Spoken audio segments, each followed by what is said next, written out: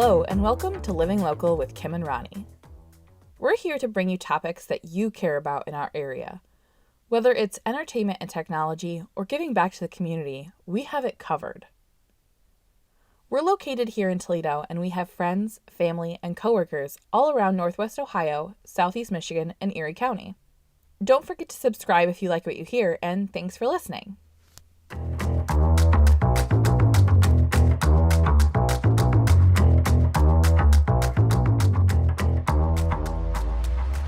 Hello everyone, welcome to Living Local. We've got a great one for you today. We took the time to look into some local hauntings. It's October, spooky season, we're ready for it. So we didn't just look into local hauntings though, we looked into ones that have been on TV. So if you are not a Supernatural fan, Supernatural is a TV show that is made by someone from the Toledo area. And the reason I mention this is because I always got so excited seeing like the mention of Toledo or just little things like Centennial Bridge that like I knew came from the creator because he's from Slovenia. So that kind of got us thinking like, let's look into TV shows that have visited Toledo, Ohio and featured our hauntings. So we've got a couple episodes. We took the time to watch them. We're really excited to talk to you about them, but we do have to let you know, obviously, because it comes in with hauntings, some uneasy topics like death and everything. So sure. Discretion, just a heads up. If that's not your thing, we'll catch you in the next episode. But we won't give away too much. You know, we want to kind of review the shows that we watched. Yeah. It was very exciting. You're right. It's so much fun to see Toledo in these, and these are quote unquote reality shows about these hauntings. But these are real people in Toledo, and I actually did some research on these people. So I definitely can say yes. You know, that person is definitely from here. So we'll talk more about that. But yes, it can be a little, demon-y and stuff. So if that's not your thing, we apologize, but this is really super fun. So we found 4 episodes of two various shows. So 2 specific. One is the Dead Files, which we'll start with, and then Ghost Hunters, which is a little more popular, a little more known. We were actually surprised to find the Dead Files show. Yeah. So we kind of went in thinking Ghost Hunters and found some extras. So Dead Files is on the Travel Channel. You can get these episodes. All of the episodes of that show are on the Travel Channel app.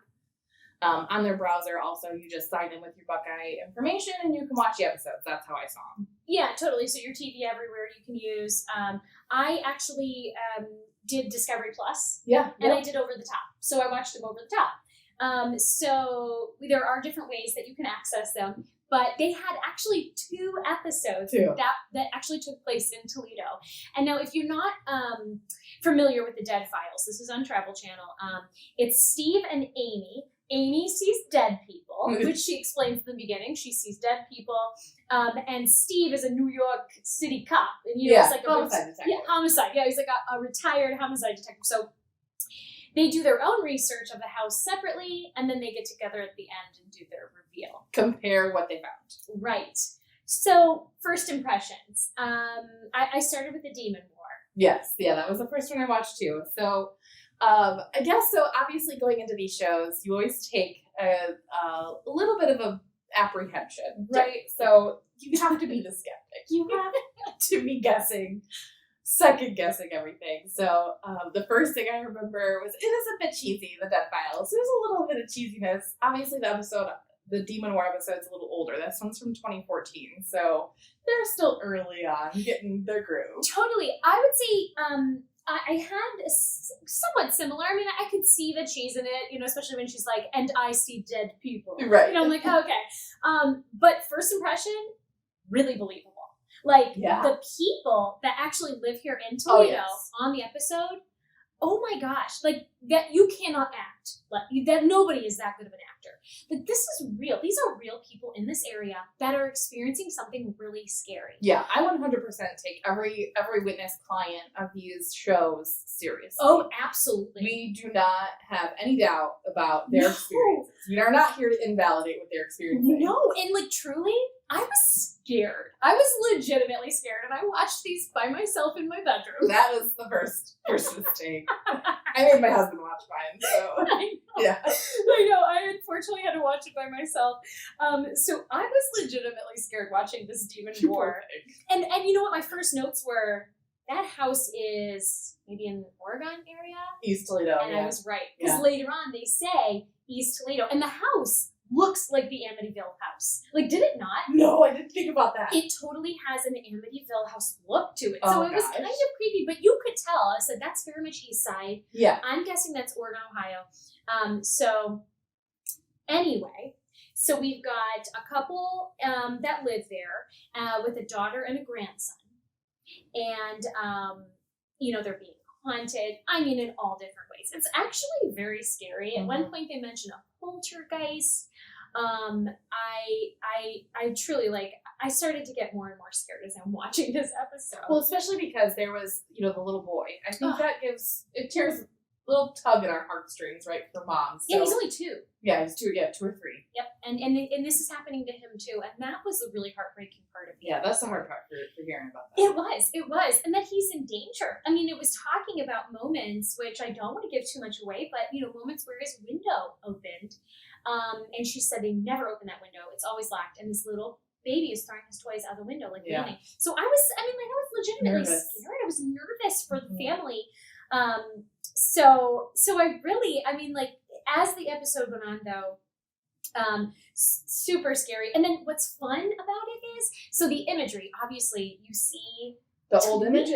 Yeah. So he's driving and it's the Skyway, the Glass City Skyway. The Glass City Skyway Bridge, which is like the I-280. So they definitely show, Toledo, and they call us kind of like the Rust Belt, which we are Rust Belt. Yeah. So they show some of the, because some of those, factories or whatever over in Oregon area. Mm-hmm.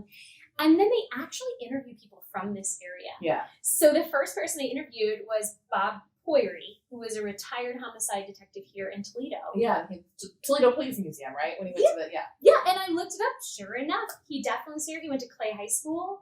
So it was just really fun to be able to kind of do some research on the side, be like, are these people real? And unfortunately, Bob actually did. Robert Poiry passed away in 2017. He was quite a bit older. But yeah, it was just kind of fun that we're watching this on Travel Channel, and it's our people. Well, in the history of Toledo, I thought when he went to the Toledo Police Museum, he went to the main branch of the library. They shot the front of the building, which everyone around here knows. That's the main branch. They don't specifically say these things, but we know.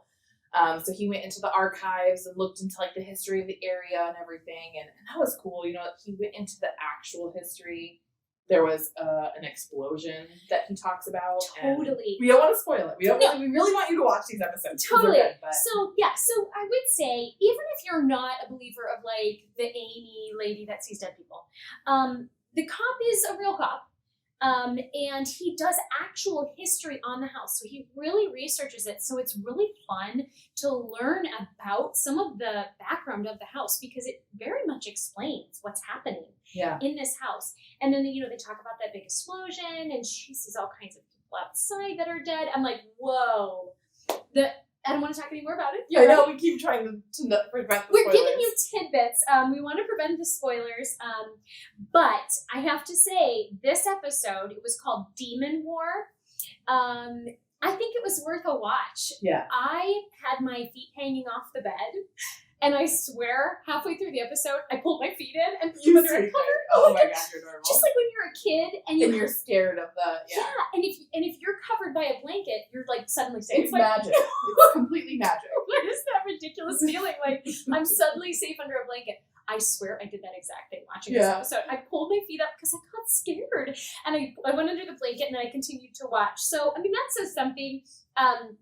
They did a good job of and it probably was scarier too, because these people are real people and they live in our town. Right. And that's the thing, is taking the testimonies of the clients, to heart, because these people are experiencing something regardless of what we believe about it. Mm-hmm. So, and obviously, like I said, it's a little cheesy. The editing, they do a little dramatic. They do the Dutch angles and they do dramatize it. It's, it's still Hollywood-esque, how things can get when it comes to being put on screen. So, It's not entirely without its laughs. True. But at its core, it is an interesting story, and it is fascinating to see the history match up with, the customer's experience, the client's experiences. Like what they're seeing and what they've experienced in accordance with the history of the house. Well, and what was cool too was it wasn't really the show doing all of this history check. It's our local people. They had Kirk Baird on there, who talked about the big explosion and the history of that. And he actually is a journalist for Toledo Blade. Yeah, a columnist. I think he works at UT now, but I mean, this is somebody in our area that was able to talk about it on the show and talk about the history. So it's just another piece of it that makes it more exciting, and it definitely makes it more real. Right. Because these people are real. They live in our town and they're dealing with something scary. And then there are people in our town providing this background and this history for the house. So I gave this one 2 thumbs up. If we're giving thumbs up on anything, right? I was legitimately scared. Though I have to say, when the episode was over, I wrote, that was heavy. Yeah, it was. There was a lot of history in that home in the area, and I had no idea about this explosion in our area. So that was interesting to learn about, and obviously look it up and see what happened, and just reflect on that a little bit. So yeah, it was heavy. It was heavy. And there was like that religious scare to it too. Yes, the demon side. So I was like, man, that was a heavy episode. But really, really cool. And I like that in the end they actually kind of give a recap and say the family had their house exercised and they give solutions. So they do, it's any kind of consultancy, like someone calls them for help with the problem and they give them a solution.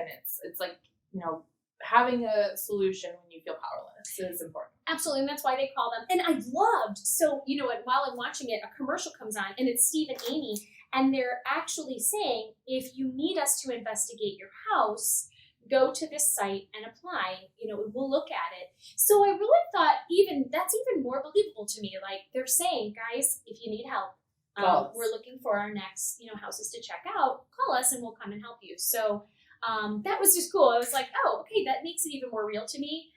And they do come back to Toledo. They do come back. They come back 5 years later. Yep. In an episode that we actually watched together just today. So it's set in 2019. So just a few years ago. So this episode is on the south end. We don't know that for certain. We just assume because of the house and the way it looks. And I lived over there. We saw Broadway. It looks exactly like over by the zoo. Like Yeah. one of those really big, nice houses. Wrapping porch. Yeah, totally. Over by the zoo, brick. I think it's 3 stories. If you live in town, it's unmistakable. Like that is definitely the south side. Yeah, they don't tell you, obviously, but we just know. Yeah, we're from here, and I'm from that side of town. So definitely, I would say this haunted home is somewhere over there by the zoo. Yeah. Which made it like this is in my neighborhood, like right. in my old neighborhood and my new neighborhood. Well, and being able to assume the neighborhood was also a good experience. Like it was nice to try and play around with, like, well, maybe it's the old West End because they've got houses like that too, but no. We know it's the South End. So and that was cool to be able to have the Toledo aspect and like guessing and talking about it. Totally. So. And Steve in the episode says, and I'm back in Toledo. Yeah. So he remembers. So this new episode that we watched from 2019 was called Driven to Kill. I think season 12. Yeah. Season 12 sounds right. So pretty scary. Again, the clients, the people that live there, they're not acting. No, I mean, they're going through it. They're going through it. And when I say they're not acting, like nobody is that good of an actor. I mean, it's very real to them, whatever is happening. Of course, the Amy and Steve side can get a little cheesy again. Yeah, but it's TV dramatics, it's fun. Honestly, it's basically like seeing the core for what it is, the basic information, trying to figure out what is embellished, what may not be, based on, their method. So, Steve investigates the history of the home and like what has happened in that area, while Amy gives you the feeling and the emotion of what could have happened in that home. So they come together. Amy has actually a sketch artist, which we didn't mention for the other episode, but each episode they do a sketch artist where she describes what she sees in her mind and they sketch it out. So that is also kind of a little creepy, to be honest. It is. The sketch is always really sketch sort of thing. I know. So with this episode, I would say, they move in sight unseen. So they talk about that right away. So they bought the house. They loved the house. They bought it sight unseen. They're having constant problems and very physical. And some of the kids are getting hit or kicked or, by these apparitions. Yeah, pushed on the stairs too, I think they mentioned. Yeah. Absolutely. Somebody gets pushed on the stairs. So they're like fearful, for their lives. They're legitimately fearful for their lives. And so they go to investigate. And it was a very interesting history on that one, where it was definitely just people that lived in the house. Yeah. One of the apparitions he said was like 1980s. So it wasn't even like from the 1850s. It wasn't all historic. It was within our lifetime too. Yeah. So, and obviously they go into the history of the deaths in the home. There was one woman who lived there for a long time and had more of a centric point to the episode. Obviously, like we said, we're trying to avoid spoiling it for you, but it was fascinating to see just the way that it matched up with the customer, like the client's experience, the homeowner's experience, and what they had seen, and the few different things matched up with the history of the home. It legitimately matches up. And it was so scary in the beginning too, when she's saying, I'm always watched. I'm always in this living room, I'm always watched. And she's like, at no point do I feel like I'm not being just stared at. Yeah. And so right away when they come to this reveal, they're like, they're watching you. There's a guy and he's watching you through the mirrors. And instantly, I know, instantly you see the husband like, I knew it. Like I've seen it. Mm-hmm. So chills up and down for our October episode. That gives you major chills because I don't know about you, but I have been in a house where I felt like I was being watched. Yes. And whatever you believe is what you believe. But I'll tell you right now, I've been in a house. I grew up in a house where I played in the basement and somebody was always watching me while I played. And I don't know what, and that feeling, it. If you've ever felt that, you know what I'm talking about. It's exciting to think about now, but as a child, it was scary. It is scary. And absolutely. You wonder, like, was that just me being a child? But I've even said something to my mom, and she said, oh, yeah, every time I went down to do my laundry, it just always felt like somebody was watching me. Do you remember when you were little and you would, like, start going up the stairs, and then suddenly you would run all the way up? Always. Felt like there was something coming up behind you. Yep. When I was growing up, our front door was at the bottom of our stairs with a window. So I will always associate like the being watched or followed like with that stairwell going up. If the second you start going up the stairs, you feel like you have to sprint all the way up. You have to book it. And maybe that's a kid's thing. I have personally, as an adult, still done it. Okay. I run up the stairs. That's my exercise. Okay, so I haven't run, but I have looked behind me. Yeah. If I'm going up from a basement, I've turned off all the lights, I'm going up, I have had, and now that could just be in your head, like you're just playing the scariness on in yourself, your head, and you look back, but I've looked back before. Like, I'm not going to lie. Yes. I'm, in my late 30s and I've looked back. I've fallen prey to the fear. Yes, absolutely. And maybe it's because as a child, it was real. It felt real. It felt real. You don't have too much of a skepticism when you're a kid. Sure. Reality is what it is. Sure. That's how it is. Sure. And I felt really validated that my mom felt the same in that house. That's true. So it was like, okay, maybe this is something. Yeah. So anyway, watching this episode, I just think of that. I do It's too. like I remember that feeling of being watched. Mm-hmm. So anyway, this one was Driven to Kill. It actually was the season 12 premiere. Oh, I remember. Yeah. It was the first episode of that season. So they start the season off with that, with visiting Toledo. Yeah. Again, I would say it was very believable. Those are definitely people that live in our town. And I think it's definitely worth a watch. Again, it's fun to see.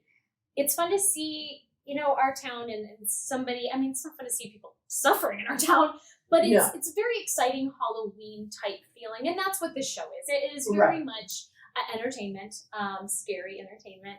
I was a little nervous while we sat here watching it together. I know, in bright lights, I was still anxious, you know? Yeah. So I think here we take a break. Yes, that's a great idea. When we come back, we'll talk about the Ghost Hunters episodes. We've got an older one that's probably one you're very familiar with. We've talked about it, mentioned it before, the Yacht Club. Mm-hmm. And then we also have the other episode that actually was just this past summer. So the Toledo, the Collingwood Arts Center. So mm-hmm. we'll be right back.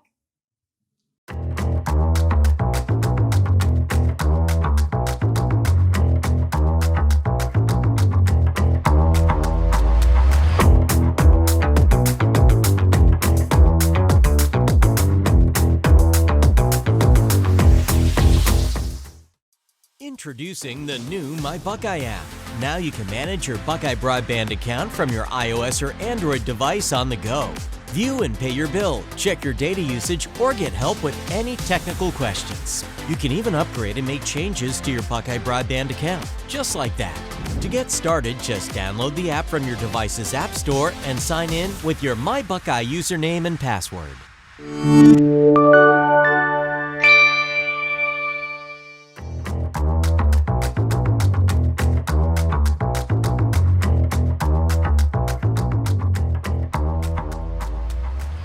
Welcome back to Living Local. We are telling you all about the hauntings in the area that have been featured on TV. So we went over the Dead Files, loved it, good show, a little bit cheesy, but still exciting to see the history match up with the people who live in these homes.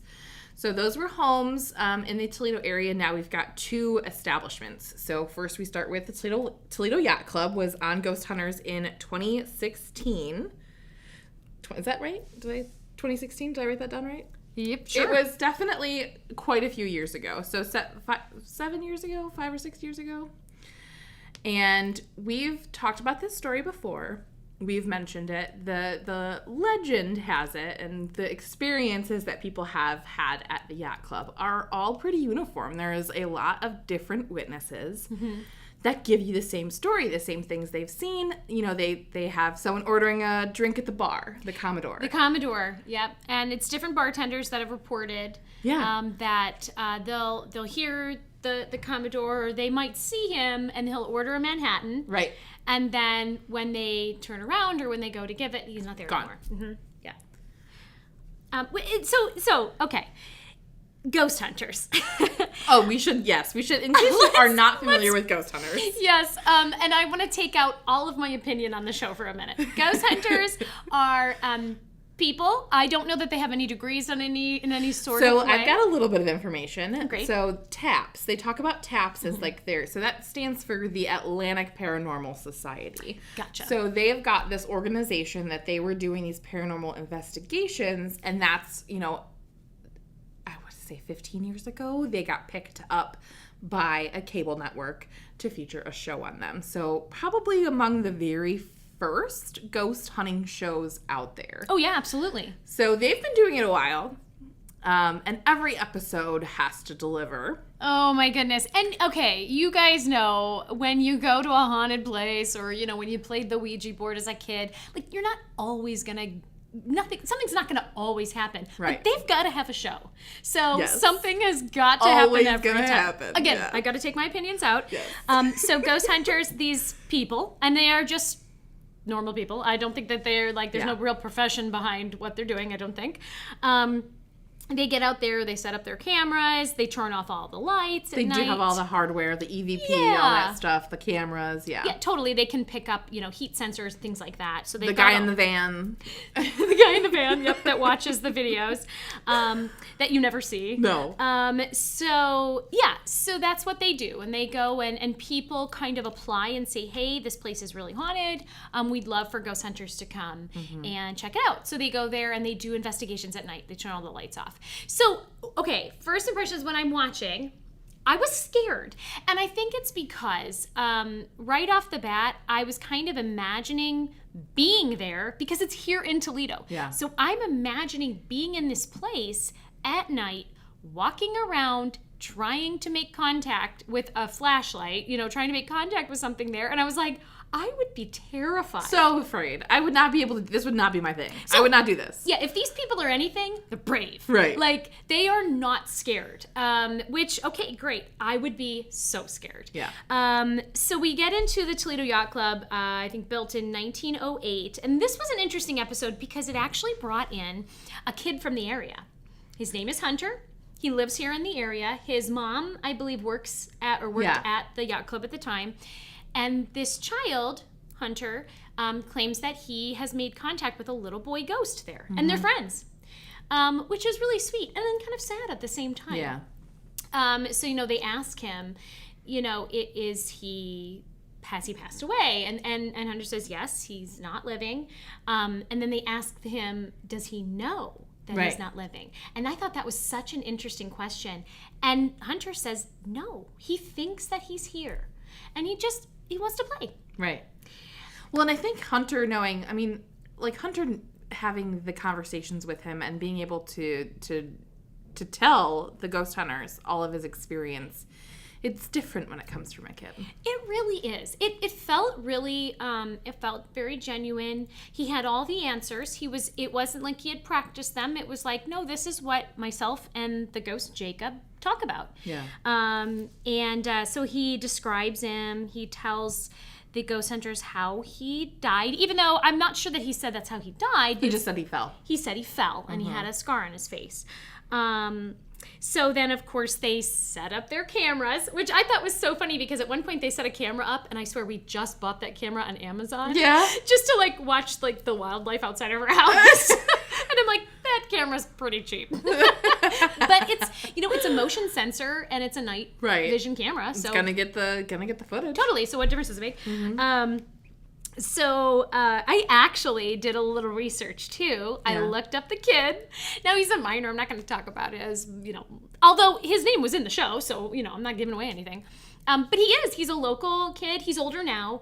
And he had a really nice article, not even about this, a nice article in the Mirror newspaper here, that he was getting his Eagle Scout, and everything you're saying about him, he's a really great kid. Wants to give back to the community. Seems like a really cool, down-to-earth kid now that he's, 17. Yeah. At this time, though, in the episode, he was quite a bit younger. He's a little kid. Yeah, 11. Yep. He's 11. So, your impressions of this. Okay, so the one thing I do want to say, Ghost Hunters is drastically different from Dead Files, I think, because they do the immersion. They put you in the building, they go through with the flashlights. Dead Files is the files part of it. They look into the history, they focus on the testimony of the clients. While this, they try and go in and get evidence, they call it. So it's evidence of the haunting. So I do think it's a little, you have to suspend your disbelief or whatever the saying is. So there are some things that are a little more entertainment and amusing than anything. So this one, in my opinion, they reenact a lot of what they think will trigger the ghost to do activities. So, one of the ghost hunters goes up to the bar. One of them pretends to be the bartender. The other goes up to the bar and he orders a Manhattan and he's standing there. And the story is the Commodore is a jerk, right? He's not nice. He's mean, rude to the bartenders. So he is like, is anyone else upset with the drinks around here? And I lost it. I thought it was funny. They didn't really get anything from it, but the reenactment really tickled me. It was pretty funny. Yeah. So what I thought was great is what they always ask, what are you trying to get out of this, of us being here? Mm-hmm. And, they didn't really have a lot of reason other than the guy at the bar is really rude. And right when they said that, I thought, well, that's just customer service, lady. I'm like, if you've ever worked in customer service, there's a lot of rude people. Yeah, so I'm sorry that the ghost, when he orders his drink is really rude, nice, but I don't think they're going to be able to help you with that. Yeah. But ultimately, I think they also want to see that it's really there. Yeah, that it's real. That they are validated in their experiences. And I think the Yacht Club is fascinating because of the fact that there are so many people that have this experience when they're there. They see the woman in white, or they've seen different things throughout the years. the Commodore being the number one story that people hear. So I think it's a local lore. You know, that's the importance of us doing this episode is the local lore makes a big part of why we do this, you know? And totally. And I think that comes from something. There are enough people throughout the years that have had experiences at, I mean, it's a very old building. Yeah. It's right on the river. They said, you know, history-wise, they couldn't really find, like, people that had died in there necessarily. But they did mention because the Yacht Club was big in bootlegging in the Prohibition era. And you said it was built in 1908, but in fact, it had actually been built in 1865, burned down, and was rebuilt in 1908. That's right. So nope, you're right. That's interesting too, you know, just the land that it's on. Land holds, I think, memory. And they said that a lot of people in the water around the area could have died. So bootleggers, shipwrecks, things like that, you know, just general vicinity-wise. Yeah. There could have been some history. But no, nothing in the building. But, you know, the people or spirits, if you prefer, have ties to places. Sure. And they explained that in, I don't even think it's in this one, but in one of the shows we watched, said they don't necessarily have to have died here to come in, you know. Yeah. So I thought that was interesting. All together, you know, it was kind of cool. You know, it was kind of cool. But, you know, ghost hunters. Did you hear that? Did you hear that? Did you hear that? Did you get that? Let's go back to the van and review the evidence. But let's not show you ever. No. What that evidence We don't get to see it. So, yeah, we say definitely check out the Toledo Yacht Club episode. There was another Ghost Hunters episode. Yes, and that one was actually just this past year. So they went out this summer. Yeah. They went out this summer to the Collingwood Art Center. They were called by Lexi. And also one of those, I mean, I've heard it for years. One of those local lores, Collingwood Art Center haunted. Always. I learned a lot about the Collingwood Art Center from this episode. Okay. I was excited to learn more about that. Absolutely. So I thought the same thing. Yeah. So I've always heard, Collingwood Art, you know, it's haunted. But this episode actually was super fun to watch because not only do you learn all the history of like how it started with the Gerber mansion and then they built on and then it was a nunnery. Yeah. So you learn about it's a 150-year-old building. Lexi says since they've started to do these renovations, though, the ghost activity has increased. And, you know, she has people paying to rent that place, and they're scared. They are scared. So, and this is the thing about Collingwood Art Center. And people there's 100 rooms that you can rent as an artist, and you are there usually by yourself doing your art. So it's going to be creepy. It's an old building. But I think just the number of people who have personal testimonies. So when I was doing my research for this, I came across and I remembered the post because, you know, I saw it in my feed, the announcement that the Collingwood Art Center was going to be on Ghost Hunters. If you go to that post on Facebook from this past summer, I think it was the Collingwood Art Center that posted it, you can see there's like 100 comments of other people giving their experience around Collingwood. So even more personal stories than just this episode. So I was reading through them and you know, people are like, you know, I used to live there and I got out fast because I hated it. And then, you know, there's just a lot of different personal, like, I always was creeped out by that place, and it's a general consensus. Absolutely. Oh, totally. And coming from the theater community, I know, you know, all my friends have done something there, and it is talked about. I mean, there's something going on there. And I know, you know, it was turned over to the nuns, and then the nuns handed the keys over to Lexi, or, you know, what they are now, the art center. Yeah. So, yeah, it was definitely really cool. And then they go in and you actually get to see the building. The building, which you don't normally get to see as much of the building because there's specific places you go to for events, or you're going to the auditorium, or you've got your office or your studio. You know, you don't explore the whole building. So it's huge, obviously. It's I've never been in the mansion. I've never been in the Gerber mansion. Well, and that's the thing. So the Gerber mansion, so just to put it out there, they did focus on this Gerber guy a lot. Right. Which kind of I was like, if anything, it should be the nunnery because they were there for a long time. The guy who built the Gerber mansion was only there for 7 years. Sure, yeah. And their philosophy was that it was his dream house and that he came back after life. But to be honest, I think the stuff with the nunnery, just because of the sheer time and just things that happen, was a little more fascinating to me. Yeah, I agree. They had more tenant. Like, they were there longer. Yeah. And And to be honest, I don't want to spoil it. Some of the history was unsettling. They couldn't prove too much, just to put that out there. They didn't have a ton of evidence. Police. Yeah. Oh yeah, they didn't have anything. Yeah. It wasn't really as much. And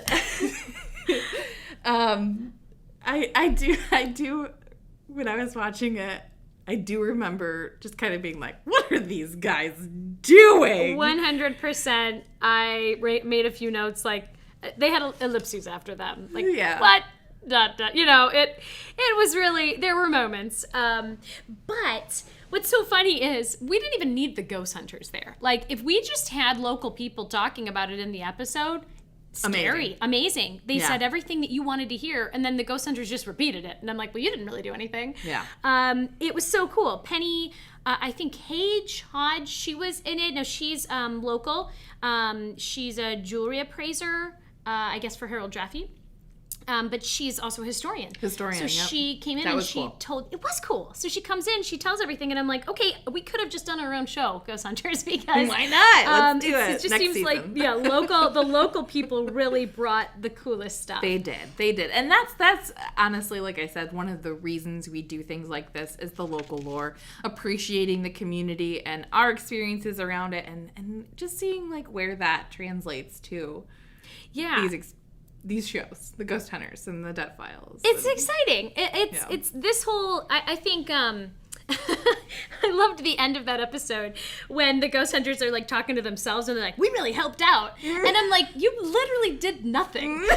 You got no evidence. You claimed you heard things and saw things, but we never did. So, and they were saying, we want to make sure that anyone who is in this building feels at ease. We want to put them at ease. And I think that in the end, what they did find was more interesting than scary. Yeah. Oh, that's true. And they did say that. And they said, we didn't find anything here that would be dangerous or that we felt was going to. And I will say that is one big difference between these two shows. So the Dead Files, I felt a little defensive of our Toledo residents at some points. I'm like, this lady just insulted these people. Right. At the medium, which is not, I don't think she meant to, but I'm defensive. In Ghost Hunters, they were, when they're talking to the spirits, when they're trying to get the evidence, they say things like, we're not here to tell you to leave, we're not here to harm you. They almost make a neutral ground. Mm-hmm. They're not necessarily taking one way or the other. Right. They're not saying, you are causing this haunting, which is kind of a common theme in Dead Files. Sure. She was kind of, in both episodes, she kind of put a little bit of the blame on the residents, which upset me a little, but... A little bit. She was very interesting, but you're right. In Ghost Hunters, they constantly say, we're not here to ask you to leave. We're not here to hurt you. Yeah. This machine I'm putting down is not meant to hurt you. They narrate Please come to the closer. spirits. Yeah, absolutely. So, they did catch some sounds. You could hear some footsteps, which is very common at the Collingwood Arts Center. Yeah. And honestly, so the audio, what I did hear, because I had my noise canceling headphones on watching a little bit of this, and the audio was surprisingly believable. I did hear there was one, and I hate to spoil it, but I'm going to tell you. There was one where he said that he could hear like a crowd, and that was really heard good. I did hear it. I heard it too, and twice. It did it again. And it sounded like a full auditorium. Dude, so it totally reminded me of The Shining when he's in the bar and then suddenly like the whole party's going on behind him, but it's not real. Or it's ghostly. Ooh, I just got chills. I didn't think we were going to do that. Yeah, it's awesome. So for real. I did hear that one. That one was believable. And I actually liked those people the most, the ones that were walking through. That was really cool. And they looked legitimately like, whoa. Like, I heard that. So that was quite believable and scary. And I was in my bed by myself, and I turned a little bit, like I had my back to my closet, and I was like, oh, I'm nervous. Monsters in the closet. Oh man. Totally. So it was fun. I have to say, this one was really fun to watch. Just learn about the art center, and it actually made me want to go there, and not because it's haunted, but just because, like, what a cool history, and what an awesome building. Right. Well, and even one of the ghost hunters said they brought her back for the first time in a long time. So she was like an old cast member on the show and came back for this investigation. And even she said, you know, this is right up my alley. I love seeing arts buildings like this. And if there's, like I've said before, there's one thing Toledo does right, it's the arts. Yeah. So having this building, having the ability to rent a studio as an artist, I could tell you I am interested because I would love to have a space. I mean, I have a space, but it's not the same as going somewhere. Having your own space, Yeah. having some place, something more neutral that is, you know, you can actually work. So, yes, I had to give that one a thumbs up. I really enjoyed it. A little bit goofy. Yes, they were knocking on tables at one point and saying, "Ooh, you know, knock 3 times. 1, 2, 3." You know, it was like, okay, light it up 5 times. Who's pressing the button? I get it. But yeah, they were trying to beef up the activity a little bit so that you were excited. Like we said, but truly, they didn't have every to. episode has to. Right. But they didn't have to with this one, and maybe it's because we're local, and this is this is our local place, and we already know. And these were our people and our histories. So we encourage you guys check these episodes out. Yeah. So Ghost Hunters does have the last 2 seasons on Discovery, like their Discovery TV Everywhere app that you can get with your cable package. But there is also, I think, the full library on Discovery Plus. The Peacock. The Peacock. Yep. Well, this is Discovery. So Oh, I don't okay. know. Maybe it might be Discovery Plus. Check it out. Google it out. There's a whole bunch of Ghost Hunters shows out there, so you kind of get muddled. But I'm pretty sure it's Discovery. But you can also find it by searching Daily Motion Ghost Hunters. So you can watch them right on your web browser. So. Which I did last night. Yeah. I did the Daily Motion. I couldn't find them otherwise, so I did Daily Motion. It was fine. It had some ads, but it was no big deal. No. It gave me a chance to get up and go get water or something. Yeah. And they give you a timer on the ads, which I think is awesome. I do counts love down that. 3 minutes. I I'm do love got that. 3 minutes to go do something. So yeah. Yeah, so check those out. And, you know, as always, this is so much fun for us. So we hope you enjoyed this.